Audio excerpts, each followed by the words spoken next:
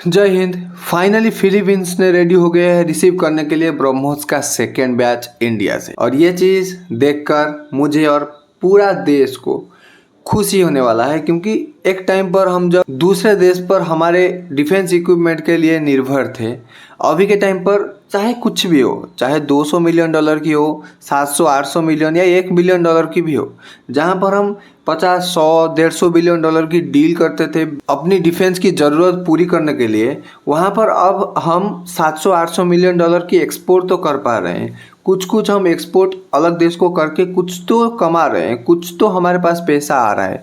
ये चीज़ शुरुआत हो चुकी है और आगे चलकर ये चीज़ बढ़ने वाली है ऑब्वियसली। लेकिन यहाँ पर एक चीज़ सैड वाली बात है, हम लगे हुए हैं 2015-16 से हमारा 5th और 6th जनरेशन फाइटर जेट बनाने के लिए, लेकिन हम अभी तक तेजस और एमका को डेवलप ही नहीं कर पाए पूरी तरीके से। तेजस हालांकि अभी 2025-26 के टाइम पर टेस्ट होने वाला था, लेकिन उसका इंजन के बावजूद हम अभी तक उसको टेस्ट नहीं कर पा रहे हैं। हम अभी उसका इंजन नहीं बना पा रहे हैं, तो इंजन हमको इंपोर्ट करना पड़ता है यूएसए से। हम इंजन की डील कर रहे हैं और वो भी लेट कर रहे हैं, और हमारा तेजस अभी बनकर रेडी नहीं रहा है। एनीवेज, देखते हैं क्या होता है आगे चलकर। लेकिन ये फिलीपींस का डील जो है बहुत इंटरेस्टिंग है। यहाँ पर Philippines second batch of BrahMos missile को रेडी हो चुका है लेने के लिए, और बहुत जल्द इसको डिलीवर भी कर दिया जाएगा इंडियन गवर्नमेंट की तरफ से फिलीपींस को। ये सब तो ठीक है, लेकिन एक्चुअली हम देखें तो फिलीपींस से ब्रह्मोस खरीद क्यों रहा है? ब्रह्मोस फिलीपींस को ज़रूरत ही क्या है? और फिलीपींस जो कि एक बहुत ही कमज़ोर देश है पैसों के मामले में, उसको इतनी महंगा missile according to the country, उसके हिसाब से, उस कंट्री के हिसाब से उनको ब्रह्मोस की ज़रूरत एक्चुअली है ही क्या? ब्रह्मोस उनको चाहिए क्यों?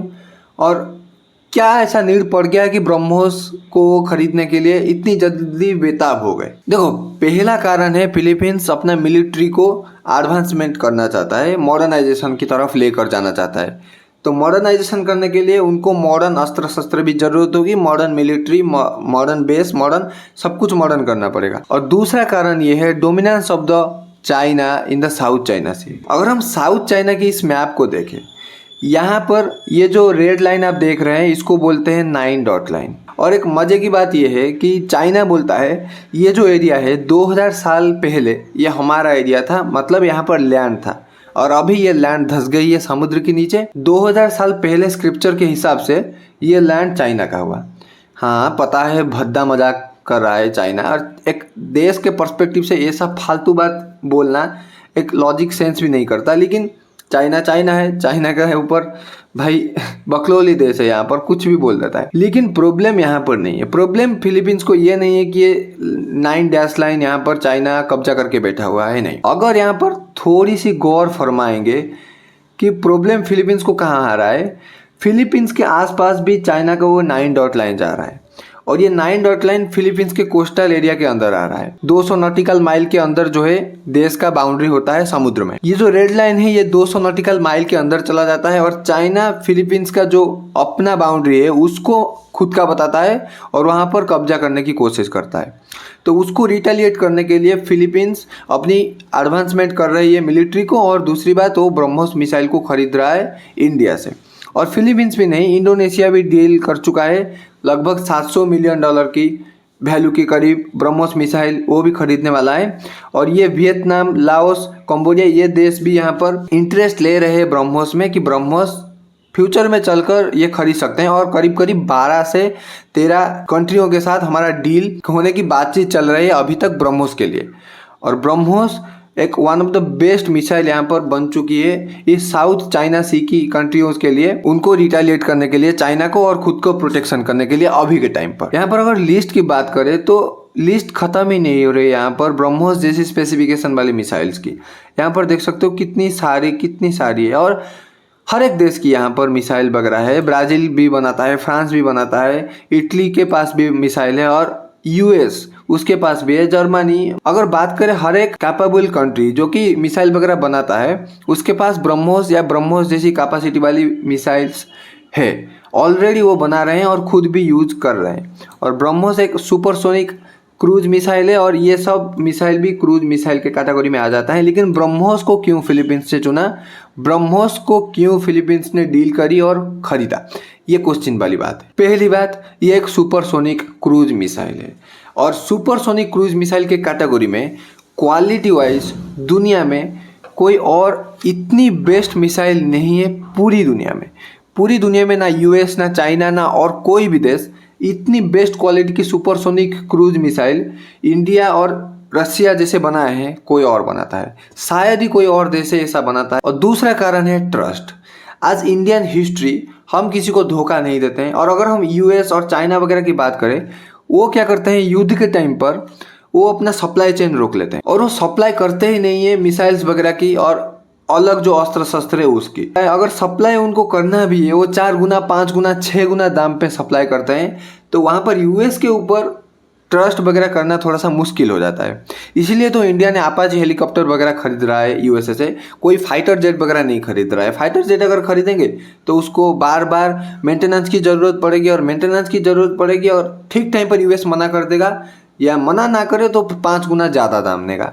समझ रहे हो, उसकी इंजन वगैरह की मेंटेनेंस करना पड़ता है रेगुलर बेसिस पर, तो वहाँ पर 5 गुना ज़्यादा दाम हमको देना पड़ेगा यूएस को इन कंपैरिजन टू नॉर्मल हम अगर फ्रांस से खरीदे या कोई और देश से हमारा मिसाइल वगैरह या कुछ भी खरीदे। ये सही फिलीपींस को भी ट्रस्ट नहीं हो रहा है यूएस के उस चीज़ पर जहाँ पर वो ट्रस्ट नहीं कर पा रहा है बिल्कुल भी कि यूएस कभी भी धोखा दे सकते हैं। अगर उसको ब्रह्मोस की और ज़रूरत पड़ी या यूएस की कोई भी मिसाइल्स की और ज़रूरत पड़ी, यहाँ पर देख सकते हो यूएस के भी बहुत सारे मिसाइल्स वगैरह यहाँ पर है, देख सकते हो सुपरसोनिक है, एयर टू सरफेस, हर एक कैटेगरी में यूएस के पास मिसाइल्स है। बहुत डेवलप कंट्री है यहाँ पर, वो ट्रस्ट नहीं कर पा रहा है। यूएस के पास मिसाइल्स है लेकिन वो खरीद नहीं रहा है। क्यों खरीद नहीं रहा है? ट्रस्ट एक बहुत बड़ा फैक्टर हो जाता है। अगर कल को जरूरत पड़ी युद्ध के टाइम पर इंडिया में और मैन्युफैक्चर करने की ब्रह्मोस मिसाइल और फटाफट देने की फिलीपींस को, तो इंडिया कोई भी लेट नहीं करेगा, ना कुछ ज़्यादा पैसा लेगा, फटाक से डिलीवर हो जाएगा और उसको कोई प्रॉब्लम नहीं होगा। और ये ब्रह्मोस मिसाइल को खरीदने से पहले फिलीपींस को बहुत अच्छे से पता है। और ये तो बात ठीक है, यहाँ पर second batch BrahMos missile receive हो रहा है फिलीपींस की तरफ से, लेकिन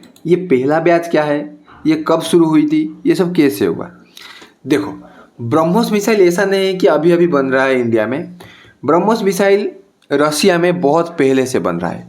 रशिया इसको ना जाने कितने सालों से यूज कर रहा है, बहुत सालों से यूज कर रहा है। लेकिन 2024 में रशिया और इंडिया के जॉइंट वेंचर की मदद से ये दोनों कंट्री प्लान करे कि हम ब्रह्मोस मिसाइल इंडिया में मैन्युफैक्चर करेंगे और इसका एक एडवांस वर्जन बनाएंगे।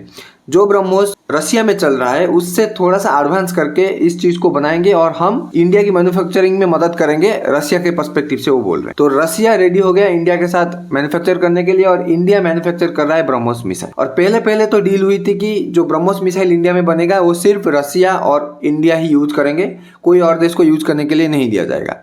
लेकिन कुछ टाइम के बाद इंडिया गवर्नमेंट रशिया को मना लिया कि हम इसको एक्सपोर्ट भी कर सकते हैं, तो इंडियन गवर्नमेंट अभी उसको एक्सपोर्ट भी कर रहा है। लेकिन जो ब्रह्मोस 2 है, जो इसका अपडेटेड वेरिएंट है, वो अभी किसी देश को एक्सपोर्ट नहीं किया जाएगा, जो कि डील हुई है इंडिया और रशिया के बीच। और ये डील जो पहले शुरू हुई थी फिलीपींस के साथ, ये 2024 में ही शुरू हो गई थी। मैन्युफैक्चरिंग यूनिट मार्च 2024 के आरंभ में बैठ गया था और मैन्युफैक्चर होना शुरू हो गया था इंडिया में ब्रह्मोस डीआरडीओ की मदद से। लेकिन जो फिलीपींस को दिया गया था वो कुछ 5-6 महीने बाद फिलीपींस के साथ डील हो गई थी और पहली राउंड ऑफ जो मिसाइल से वो भेज दी गई थी इंडिया गवर्नमेंट की तरफ से। और 2025 के अंदर सेकेंड राउंड ऑफ जो डिलीवरी होगा ये चलेगा और ये कुछ टाइम के बाद और कुछ दिनों के अंदर चला जाएगा फिलीपींस के पास। और ये जो ब्रह्मोस मिसाइल है ये इतना खास क्यों है, हम इसको इतना खास एम्फासिस देते क्यों है, ये इतनी इम्पोर्टेंट क्यों हो जाता है इंडिया के लिए और इतनी डरावना क्यों हो जाता है चाइना के लिए कि फिलीपींस ये ब्रह्मोस मिसाइल को खरीद रहा है। हालांकि फिलीपींस के पास और 100 टाइप के मिसाइल्स के ऑप्शंस है और बेहतर से बेहतर मिसाइल के ऑप्शंस एक्चुअली है। लेकिन क्यों ये ब्रह्मोस मिसाइल को चुना है? पहली बात तो है कॉस्ट। ब्रह्मोस मिसाइल की कॉस्ट दुनिया की और भी किसी मिसाइल से क्वालिटी वाइज बहुत ही कम। ये तो पता है इंडियन जो चीजें बना रहे हैं ये थोड़ी सी सस्ते होती है वर्ल्ड के मुकाबले, क्योंकि दुनिया में जो और मिसाइल्स वगैरह बनता है वहां पर वो अपनी वैल्यू के बेसिस पर ज्यादा पैसा लेते हैं। लेकिन इंडिया में जो मिसाइल्स वगैरह बनता है, या अगर हम बात करें डीआरडीओ की प्रोजेक्ट के बारे में भी, लगभग 10 गुना चीपर बन जाता है हमारा प्रोजेक्ट वगैरह डीआरडीओ में। अगर हम बात करें मिसाइल्स के पॉइंट ऑफ व्यू से ये लगभग 5 से 6 गुना सस्ता है दूसरे देशों की कंपैरिजन में। दूसरी बात, ये एक middle range supersonic cruise missile है। अगर फिलीपींस की बाउंड्री की बात करें, यहाँ पर कोई long range supersonic cruise missile नहीं चाहिए। और ये जो मिसाइल है इसका रेंज 290 किलोमीटर है क्योंकि फिलीपींस जो है MTCR का सदस्य नहीं है, तो इसको 300 किलोमीटर से ऊपर वाला मिसाइल हम एक्सपोर्ट नहीं कर सकते। इसको 290 किलोमीटर वाला जो मिसाइल है, जो कि रेंज है, उसको ही हम एक्सपोर्ट कर सकते हैं। और परफेक्ट सूट बैठता है यहाँ पर उसके बाउंड्री के हिसाब से कि उनको कितनी रेंज की मिसाइल चाहिए। 290 किलोमीटर जो मिसाइल है वो मोर देन एनफ है फिलीपींस के लिए, उसको उसकी बाउंड्री को प्रोटेक्ट करने के लिए, सिंपल। लेकिन इसका जो एक्चुअल रेंज है, जो कि इंडिया और रसिया यूज कर सकते हैं, लगभग 800 किलोमीटर है। 800 किलोमीटर के अंदर कुछ भी चीज़ आए इसको डिस्ट्रॉय आराम से कर सकते हैं। और इंडिया और रसिया MTCR का सदस्य है, तो यहाँ पर हमारे को कोई भी प्रॉब्लम नहीं है यूज करने के लिए supersonic cruise missile above the range of 300 kilometre. और सबसे इम्पोर्टेंट फैसिलिटी जो कि फिलीपींस को चाहिए था, ये जो एक मिसाइल है, ये है क्रूज मिसाइल। ये लैंड और सी के बहुत करीब उड़ सकता है। और ये जो स्पेसिफिक मिसाइल है, ब्रह्मोस मिसाइल, ये लगभग 100 मीटर के ऊंचाई पर उड़ सकता है। समझ रहे हो, इतनी नीचे बहुत ही कम मिसाइल है वो फ्लाई कर सकते हैं और इतनी स्पीड से फ्लाई कर सकते हैं। ये 100 मीटर की ऊंचाई पर सिर्फ फ्लाई कर सकता है। और 100 मीटर की ऊंचाई पर कोई भी रेडार को लगभग इम्पॉसिबल हो जाता है इसको ट्रैक करना। और एकदम सटीक निशान मारता है भाई फिलीपींस, इसको जानता है और इसीलिए ये चीज़ फिलीपींस डील करी है। और फिलीपींस को ये भली भांति पता है, अगर एक बार ब्रह्मोस मिसाइल लॉन्च कर दी गई, चाइना की रडार को भली भांति पता भी नहीं चलेगा कि कब आकर ब्रह्मोस मिसाइल धड़ाम से हिट मारेगा उसकी जहाज को और कोई भी स्पेसशिप या कुछ भी। और last but not the least, एक ऐसी क्वालिटी जहां पर फिलीपींस एकदम इंटरेस्टेड हो गया लेने के लिए ब्रह्मोस मिसाइल, वो है ये मिसाइल 3 जगह से फायर हो सकता है, लैंड, एयर और वाटर। किसी भी जगह हो फायर हो सकता है बड़े आराम से। लैंड है तो कहीं पर सेटअप करके हम फायर कर सकते हैं बड़े आराम से।